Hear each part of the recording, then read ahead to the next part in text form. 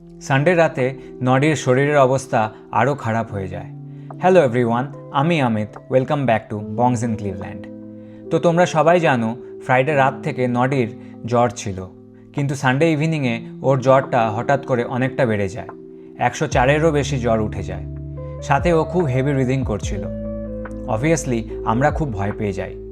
তখন আমরা এখানে ক্লিভল্যান্ড ক্লিনিক হসপিটালে ফোন করি, আর ওরা আমাদের সাজেস্ট করে যেন আমরা আর্জেন্ট কেয়ার অথবা এমার্জেন্সি রুমে নিয়ে যাই। একটু সহজ করে বলি, ইউএসএতে যদি হঠাৎ কারো হেলথ ইস্যু হয় আর ইমিডিয়েট অ্যাটেনশন দরকার হয়, তাহলে সবচেয়ে দ্রুত চেক আপ করানোর জায়গা হলো আর্জেন্ট কেয়ার। এটা অনেকটা ইন্ডিয়ার ডক্টর ক্লিনিকের মতন। আর এমার্জেন্সি রুম হলো হসপিটালের এমার্জেন্সি ডিপার্টমেন্ট, যেটা ইন্ডিয়ার হসপিটালের এমার্জেন্সি ওয়ার্ডের মতন বলতে পারো।